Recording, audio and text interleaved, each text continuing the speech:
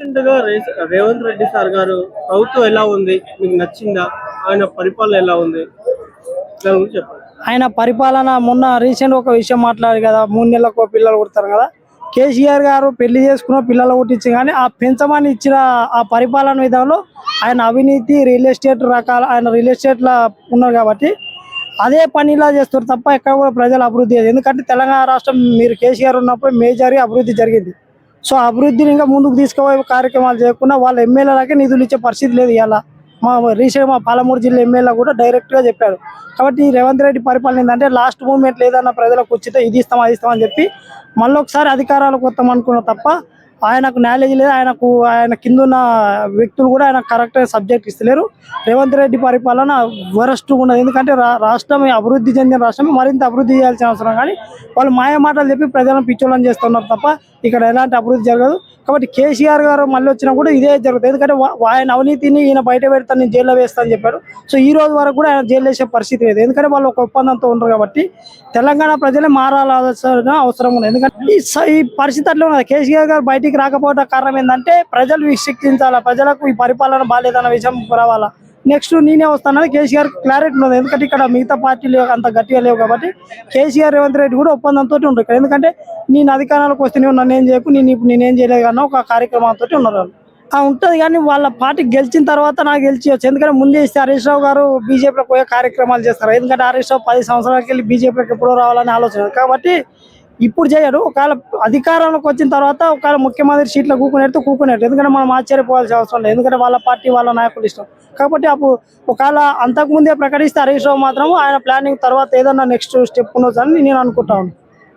హైదరాబాద్ అంతా ఒక డ్రామా అండి. ఏదంటే వాళ్ళ గత ప్రభుత్వంలో మైవం రామేశ్వరరావు కావచ్చు, వాసవ్ కావచ్చు, జైబేరి కావచ్చు, అనేక సంస్థల గవర్నమెంట్ భూములు అగ్గసగ్గల వాళ్ళు ఎంత పడితే అంత కంపేరు కదా. అమ్మిన భూములని వాళ్ళు డబ్బులు అడిగారు కాబట్టి కాంగ్రెస్ గవర్నమెంట్ వాళ్ళకి ఇవ్వలేదు.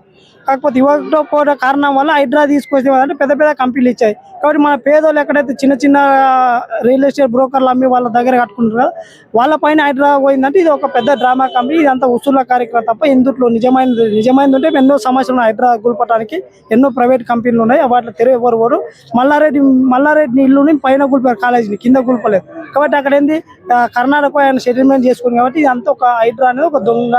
రంగనాథ్ గారు కూడా మంచి కమిషనర్, కానీ ఆయన ప్రభుత్వంలో ఆర్డర్ ఇచ్చినట్టు ఆడతారు. అదేముంటుంది చెప్పండి, అది అనుకుంటారు. అయితే ఆయన ఏం చెప్పారంటే నాకు నెక్స్ట్ ఇప్పుడు హైకోర్టులో కేసు ఉంది కదా కాళేశ్వరం, సో దానిపైన నేను సుప్రీంకోర్టు పోవాలని లీగల్గా పోయినని వాళ్ళు చెప్తున్నారు.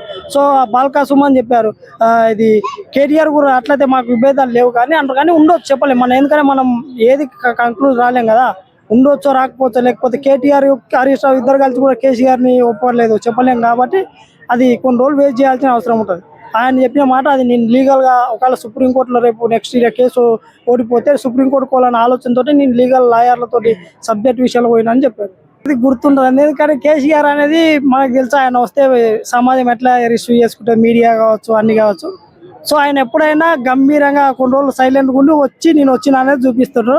ఇప్పుడు మళ్ళీ నెక్స్ట్ ఇప్పుడు వచ్చి మళ్ళీ లోపలికి పోతారా, మళ్ళీ ఫామ్ హౌస్ ఉంటారా, బయటకు వస్తా అనేది చూడాలి. కాకపోతే తెలంగాణ ప్రజలకి ఈ రోజు సభలో మాట్లాడే విషయాలను బట్టి రేపు ఎలాంటి స్టెప్ వేస్తున్న బీఆర్ఎస్ అనేది మనం చూడవచ్చు.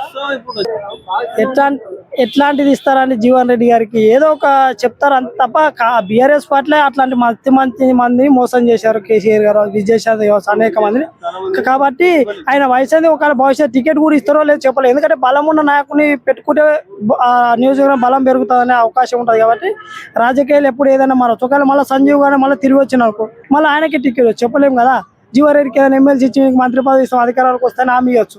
కాబట్టి ఇవన్నీ రాజకీయాలలో మోసాలు ఉంటాయి, హత్యలు ఉంటాయి, రకరకాలు ఉంటాయి. అది మనం నమ్మాల్సిన అవసరం లేదు. సో అంటే ఇప్పుడు ఈయన చేరికని మనము అంటే నమ్మద్దు అంటున్నారా మీరు? నమ్మొద్దు అంటే జీవన్ రెడ్డి గారు వయసు అయింది, మంచి కాంగ్రెస్ పార్టీలో పనిచేసిన మంచి నాయకుడే. సో చాలా మంచి వ్యక్తి, కానీ ఆయన రాజకీయాలను విరమించుకుంటే మంచి వయసు తగ్గట్టు. కానీ ఇప్పుడు రాజకీయాలకు రావటం, మళ్ళీ ఇంకో పార్టీలకు 40 ఏళ్ళు ఒక పార్టీలో పనిచేసి ఇంకో పార్టీకి రావటం అనేది కూడా అది ఒక నీచమైన రాజకీయం. ఎందుకంటే అదే పార్టీలు ఉండకున్నా బయట ఉన్నా సరే రాజకీయాలు విరమించుకున్నా కానీ ఆ రావటం కూడా ఒక మంచి పద్ధతి కాదు జీవన్ రెడ్డి. ఎందుకంటే వయసు అయింది, ఇంకోరిని అవకాశం ఇవ్వాల్సిన బాధ్యత కూడా ఉంటుంది అట్లాంటి వ్యక్తులు యువతరాన్ని. అంటే ఇప్పుడు టీఆర్ఎస్ గవర్నమెంట్ అధికారంలో ఉన్నప్పుడు కూడా చాలా మందిని వాళ్ళ పార్టీలకు లాగుతున్నారు. ఇప్పుడు అధికారం లేనప్పుడు కూడా కొంతమంది లాక్కునే ప్రయత్నంగా చేస్తున్నారు. ఎందుకంటే నెక్స్ట్ మేము అధికారాల కోసం అని చెప్పడానికి ఇలాంటి ఉన్నాయి. ఎందుకంటే పార్టీ ఫెయిల్ అయింది, రకరకాల కారణాలు ఉన్నాయి. ఇప్పుడు తెలంగాణ ప్రజలకు కూడా ఇప్పుడు ఏంటంటే కేసీఆర్ సైలెంట్గా ఉన్న రోజులు ప్రజలకు కష్టాలు వచ్చినాయి కదా. ప్రజలకు కూడా ఒక ఆలోచన ఏమంటే కేసీఆర్ అధికారాలకు వస్తానే ప్రజలకు కూడా అర్థమైంది. ఎందుకంటే రేవంత్ రెడ్డి పరిపాలన మంచి లేదు. ఆయన సలహాదారులను దోస్తులను పెట్టుకున్నాం, వేం నరేందర్ రెడ్డి కావచ్చు, శబరియాలని కావచ్చు. సో ఒక మేధావులను పెట్టుకుంటే తెలంగాణ సమాజం ఎట్లా పాలిస్తున్నారని కూడా చెప్తారు. కాబట్టి ఖచ్చితంగా కేసీఆర్ గారి ప్రణాళికతోటే ఉంటది ఇక్కడ.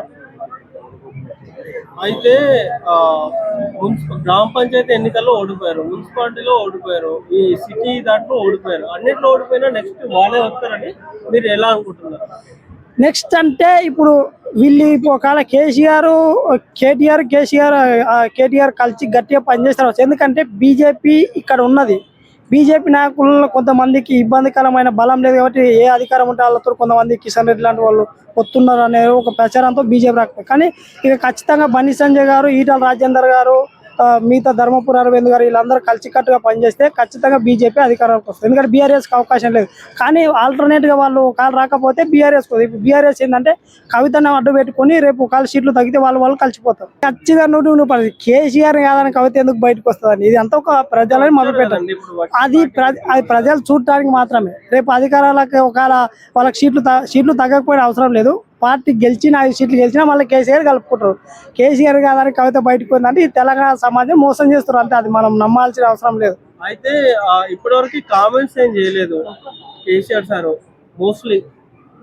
సో ఎందుకంటారు కవిత మేడం? అరే ఆయన పంపించి మీకు ఇంకే కామెంట్ ఎందుకు చేస్తారు? మీకు అర్థం అది ఏంటంటే ప్రజల్ని ఏదో రకంగా మోసం చేస్తుంటారు రాజకీయ నాయకులు. ఎందుకంటే కేసీఆర్ అంతా మీద మన దక్షిణ రాష్ట్రాల్లో అంటే రాష్ట్రంలో నా ఫ్యామిలీ ఉండాలి, సెంట్రల్ లో నేను ఉండాలన్నా ఆయన ఉద్దేశం.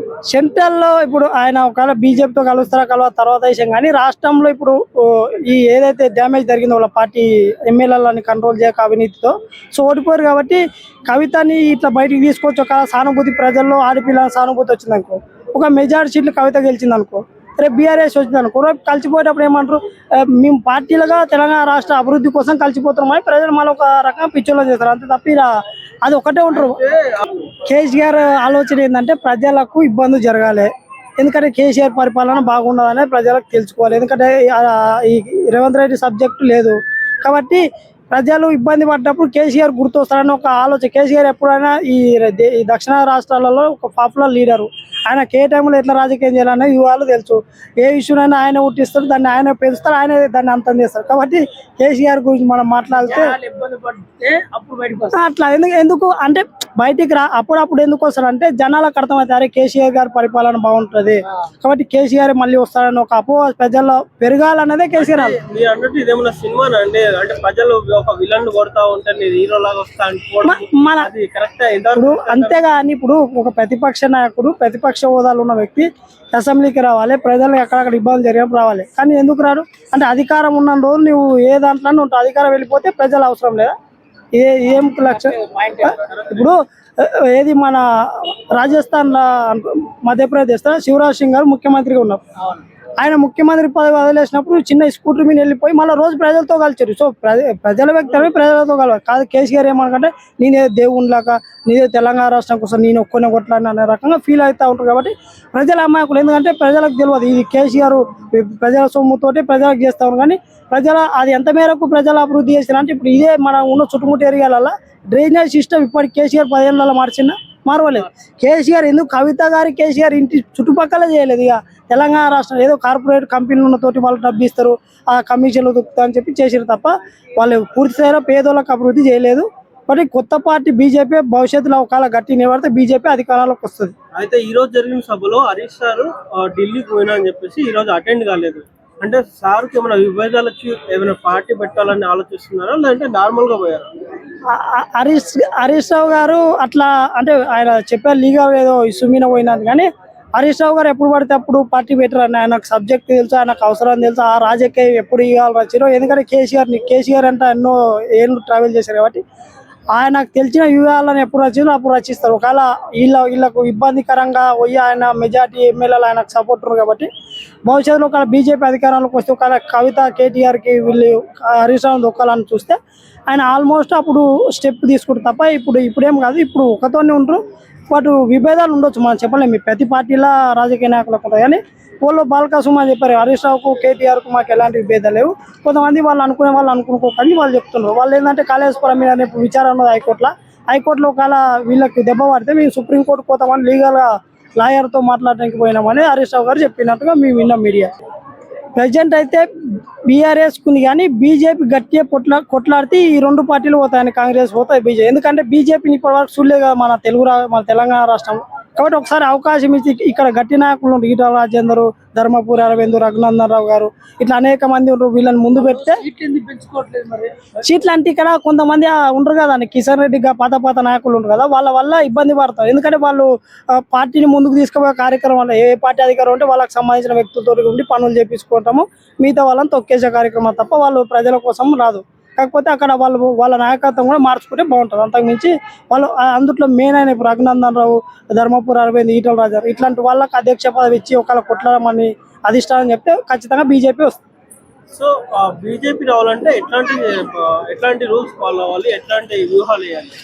బీజేపీ ఇప్పుడు తెలంగాణ రాష్ట్రంలో గట్టిగా కొట్లాడితే కార్యకర్తలు ఓట్లేనికును ప్రజలు ఓట్లేనికి సిద్ధంగా ఉంటారు. కానీ కొంతమంది నాయకుల వల్ల బీజేపీ నష్టపోతున్నారు. ఎందుకంటే వీళ్ళు ఎట్లాంటి పోవాలంటే ఇప్పుడు ఈటల రాజేందర్, ధర్మపురి అరవింద్ అధ్యక్షుని చేసి వాళ్ళకు పూర్తి స్థాయి ఫ్రీడమ్ ఆఫ్ స్పీచ్ ఢిల్లీకి వెళ్ళి ఇచ్చి ఈ 3 ఏళ్ళు కష్టపడితే ఖచ్చితంగా అధికారంలోకి వస్తాయి. కానీ కిషన్ రెడ్డి, కొంతమంది పేమేందర్ రెడ్డి ఇట్లాంటి వాళ్ళని తీసి పక్కకెట్టాలి, అప్పుడు పార్టీ ముందుకు పెరుగుతాయి. కాబట్టి ఇంకోటి కార్యకర్తలను కూడా ఎక్కడైతే కష్టపడి పనిచేస్తారో వాళ్ళకు గుర్తించి వాళ్ళకు కావాల్సిన అవకాశాలను ఇప్పించి ఆ ప్రజలతో రోజు కలిసిపించే విధంగా చేస్తే ఖచ్చితంగా బీజేపీ అధికారం. ఇప్పుడు పోటీ పడుతున్న బండి సంజయ్ గారు కానీ, కిషన్ రెడ్డి కానీ, లేకపోతే ఇంకా ప్రముఖులు ఉన్నారు, వాళ్ళు బాగా చేయట్లేదు.